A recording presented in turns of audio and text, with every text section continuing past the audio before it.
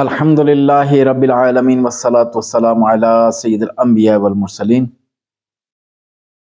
اما بعد فاعوذ باللہ من الشیطان الرجیم بسم اللہ الرحمن الرحیم صلی اللہ علی النبی امی والہ صلی اللہ علیہ وسلم صلاۃ و سلاما علیک یا سیدی یا رسول اللہ۔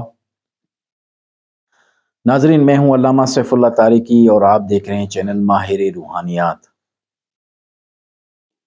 آج کا جو ہمارا موضوع ہے وہ ہے مرد کی بندش اور عورت کی بندش۔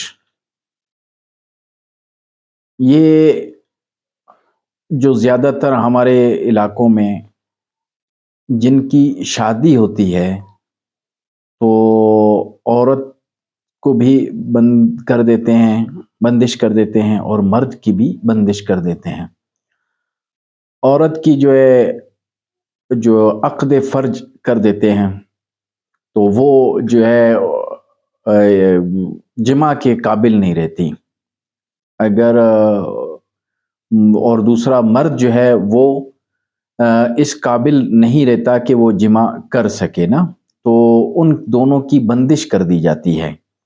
آج ہم اس بندش کو کھولنے کا طریقہ بتائیں گے انشاءاللہ۔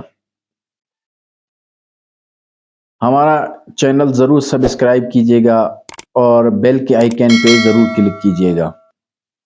ہماری ہر آنے والی ویڈیو آپ تک پہنچتی رہے گی۔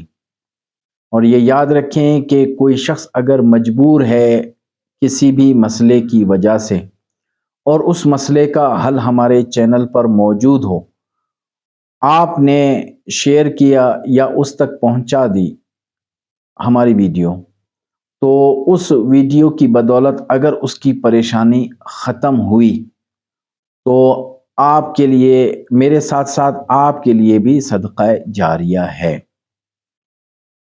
تو چلتے ہیں وظیفے کی طرف۔